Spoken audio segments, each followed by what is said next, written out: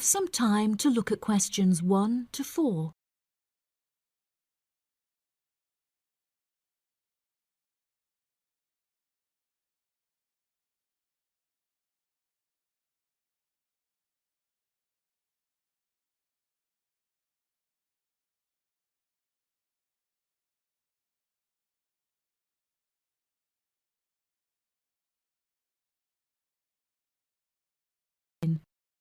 You should answer the questions as you listen because you will not hear the recording a second time. Listen carefully and answer questions 1 to 4. Good afternoon. You're through to reception at the Island Hotel in Crete. How may I help you today? Yes, hello there. I'm hoping to book a double room for my wife and myself for about 2 weeks, from the 25th of April of this year. Firstly, could you tell me whether it's particularly hot during this time? Yes, of course, sir.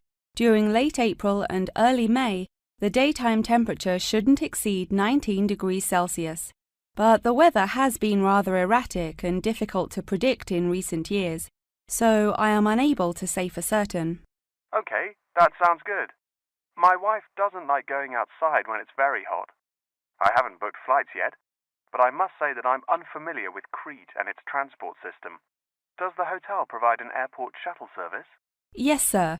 We provide a complimentary airport pickup service for all our guests. It takes about 40 minutes to get here from the airport, but it's at least 60 minutes at rush hours. And you will be provided with a fully air-conditioned shuttle bus. Okay, excellent. In that case, do you have any rooms available for the dates I gave you? I shall have a look on the system now for you, sir. Bear with me just a moment. Yes, sir. I can see now that we have several rooms available. Would you prefer a garden view or a sea view? Well, ideally I would like a sea view room with a balcony, but of course that depends on the difference in price. Not to worry, sir. All of our standard double rooms have ensuite facilities and a balcony. If you would like one of our sea view rooms, there is a premium of €60 per night. Okay, so could you tell me the total nightly rate for a standard double room with a sea view? Yes, of course, sir. For the spring months, our rate is €216 per night. For 14 nights altogether, this will come to €3,024. Perfect. I also read on your website that the hotel has gym and spa facilities. Are there any other facilities on offer? Yes, we have a large outdoor infinity pool overlooking the ocean, with luxury sunbeds and a poolside bar.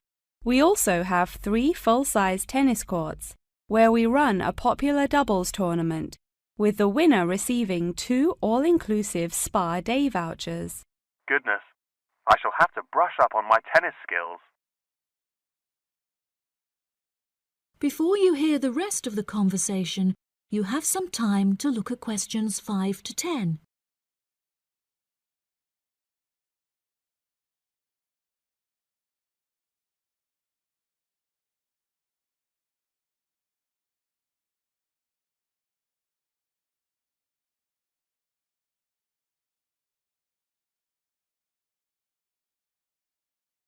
Now listen and answer questions 5 to 10.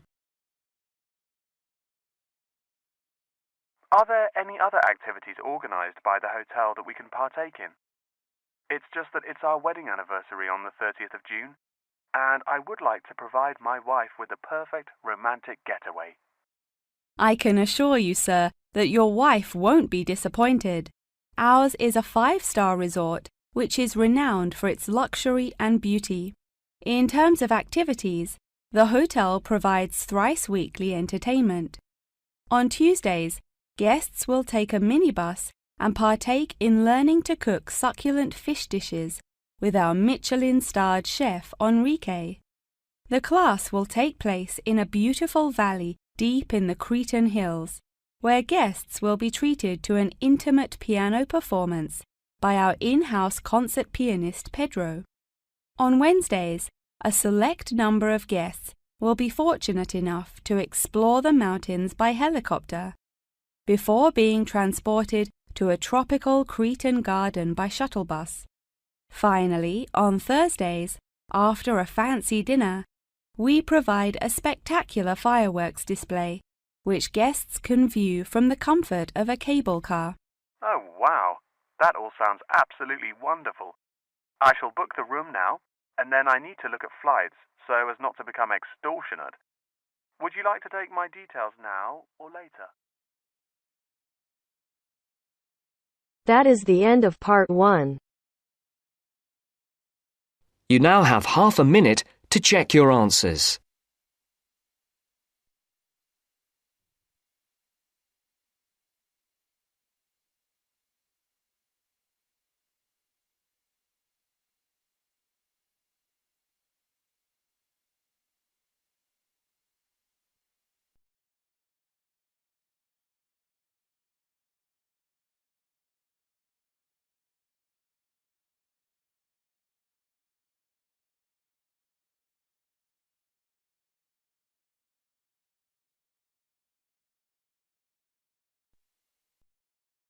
Now turns to part 2. Part 2. You'll hear a man talking about living and working on Trinidad. First, you have some time to look at questions 11 to 15.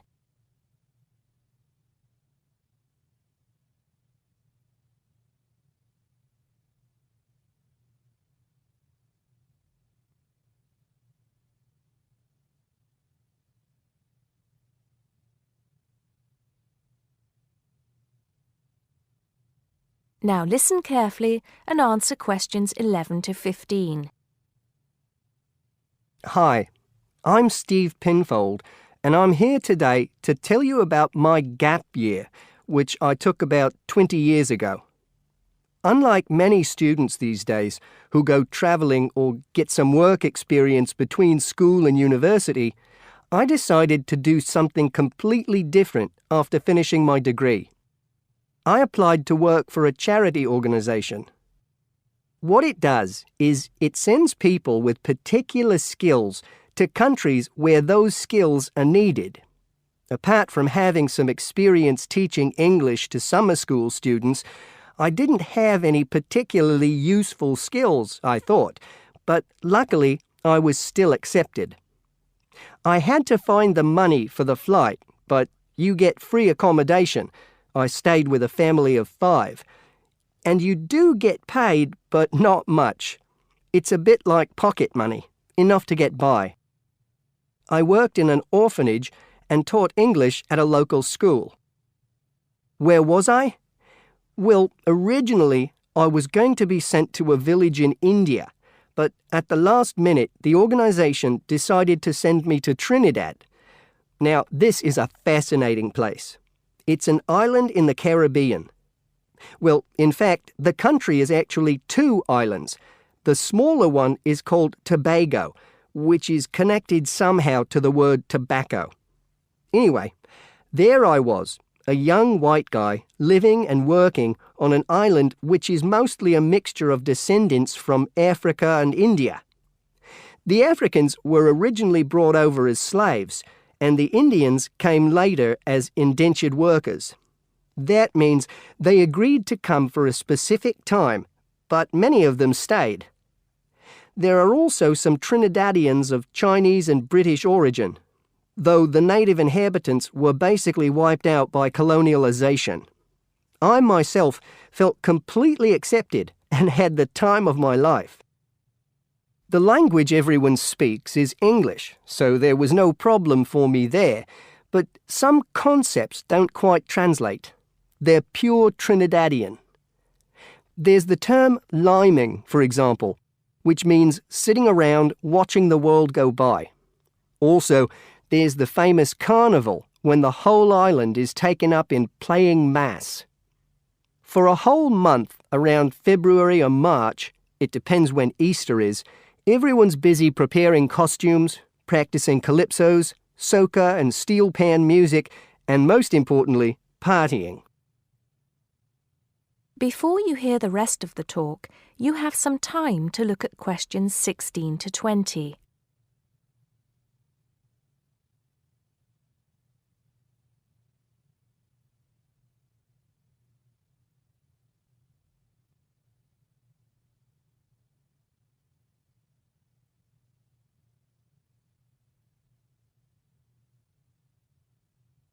Now listen and answer questions 16 to 20.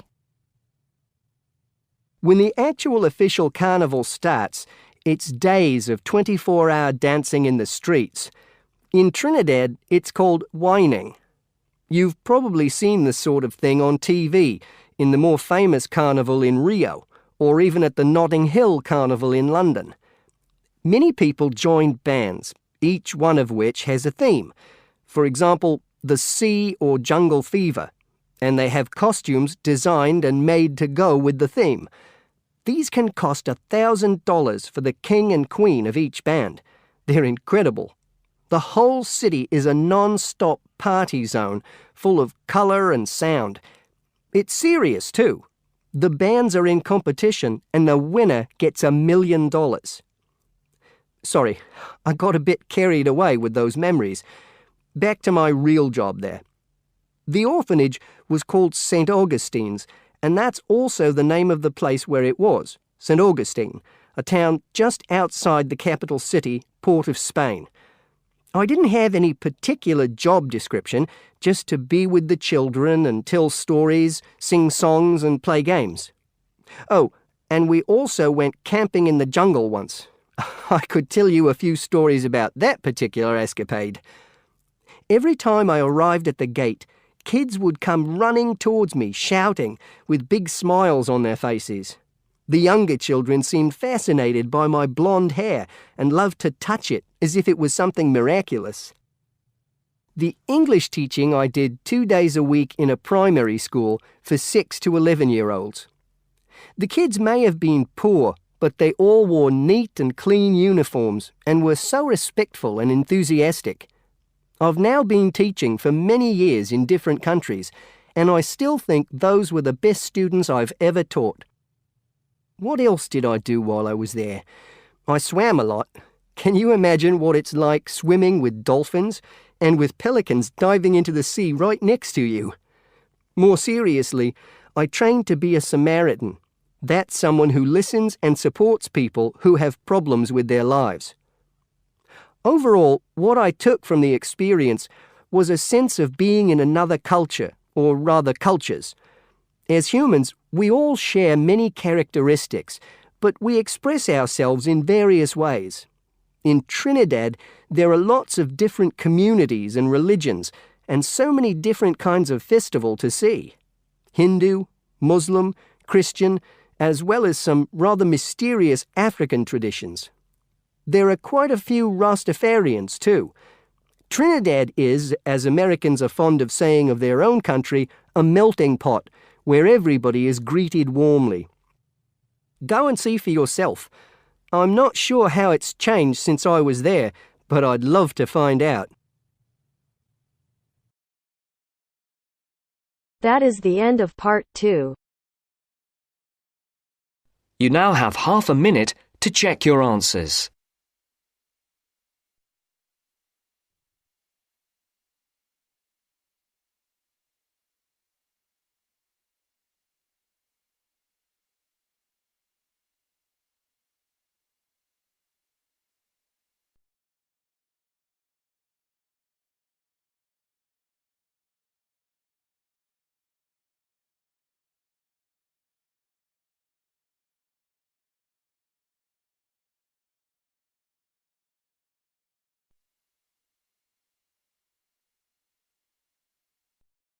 Now turns to part 3.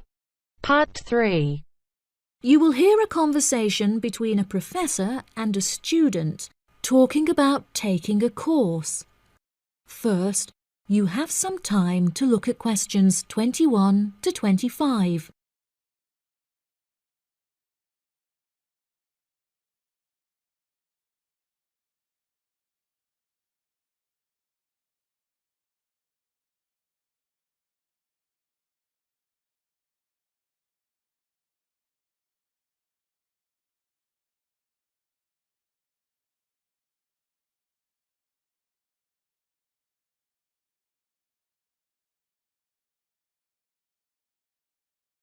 Now listen carefully and answer questions 21 to 25.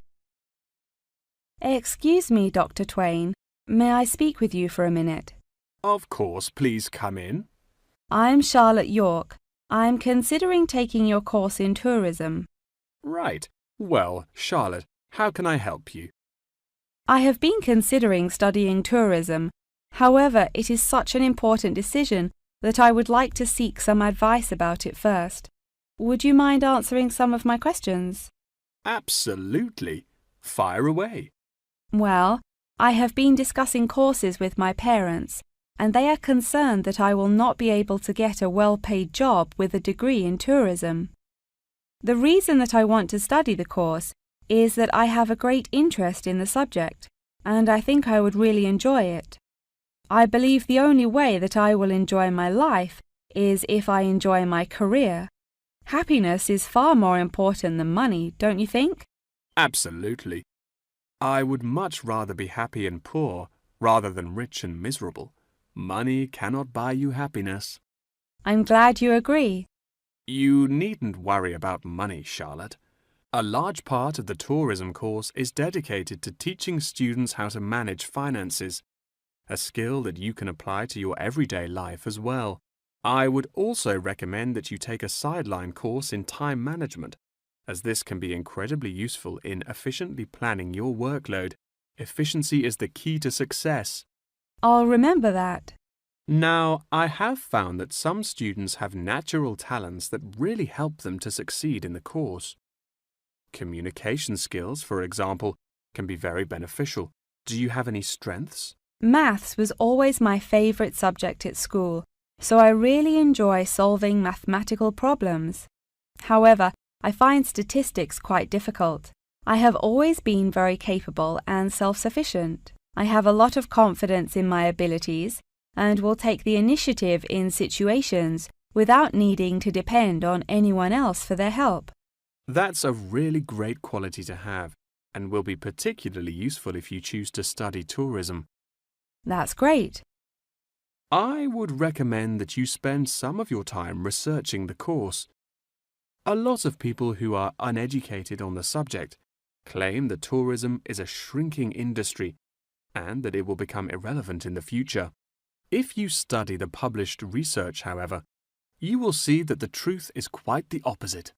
The industry has, in fact, grown significantly as people have developed an ever-increasing interest in culture and travel. Have you compared the university course with a polytechnic? Yes, I have. I was interested in studying the course in modules. However, the university doesn't offer that option.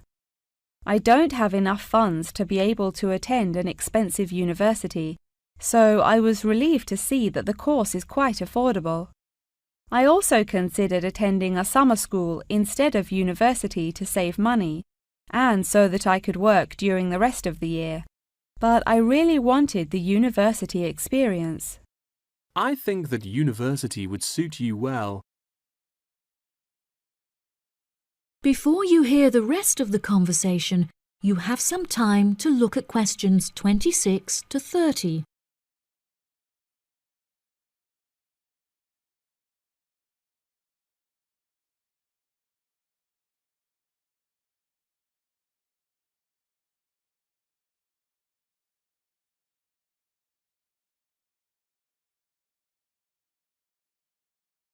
Now listen and answer questions 26 to 30.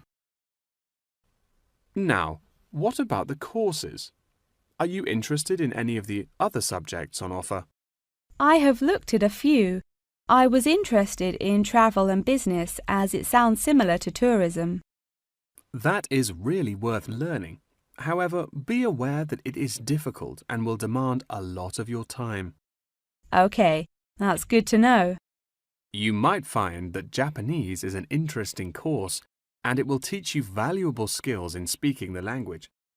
Personally, it's not bad and could be of some help, but not that much. Okay, Japanese. Got that.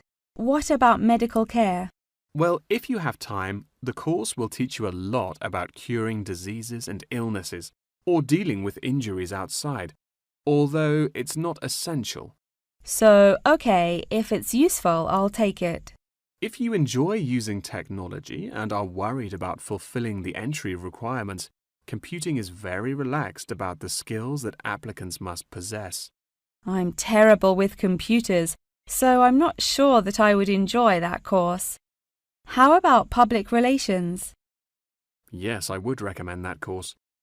It would be related to entering the tourism industry, as it will educate you on how to approach clients and develop associations with them. That's great. Thank you so much for your help. That is the end of part 3. You now have half a minute to check your answers.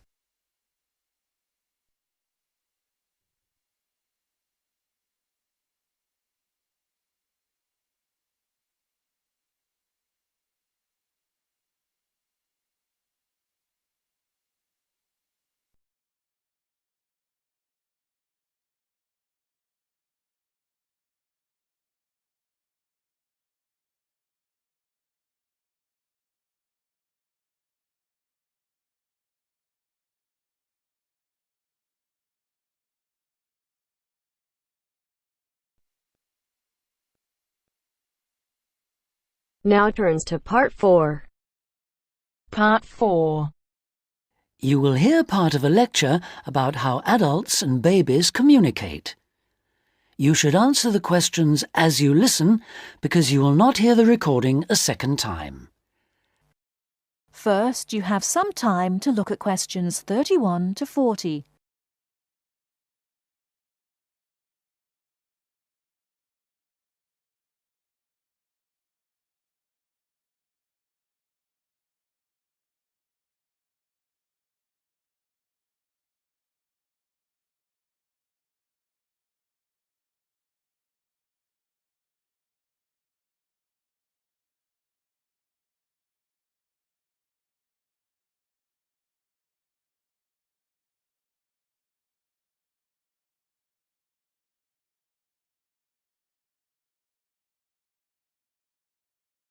Now listen carefully and answer questions 31 to 40. Hi, I'm Emma Bailey, and today I'm going to be talking baby talk. Hopefully, you'll find the subject interesting rather than infantile. I'd like to start by getting you to imagine a scenario. You're in an office or at a family gathering when a mother comes in with her young baby. Like everyone else, you want to see the mother and baby, and you probably want to talk to the baby. How do you do this? What kind of language do you use? Recent research has shown that adults all talk to babies in similar ways. They repeat phrases over and over again in a high-pitched sing-song voice with long vowel sounds. And if they ask questions, they exaggerate their intonation. Researchers have discovered that this kind of language, which they have called motherese, is used by adults all over the world when they talk to babies. And according to a new theory, motherese forms a kind of framework for the development of language in children. This baby talk, so the theory goes, itself originated as a response to another aspect of human evolution, walking upright. In contrast to other primates, humans give birth to babies that are relatively undeveloped. So, whereas a baby chimpanzee can hold on to its four-legged mother and ride along on her back shortly after birth, helpless human babies have to be held and carried everywhere by their upright mothers. Having to hold on to an infant constantly would have made it more difficult for the mother to gather food. In this situation, researchers suggest, human mothers began putting their babies down beside them while gathering food. To pacify an infant distressed by this separation, the mother would talk to her offspring and continue her search for food. This remote communication system could have marked the start of motherese. As mothers increasingly relied on their voices to control the emotions of their babies and later the actions of their mobile juveniles, words emerged from the jumble of sounds and became conventionalized across human communities, ultimately producing language.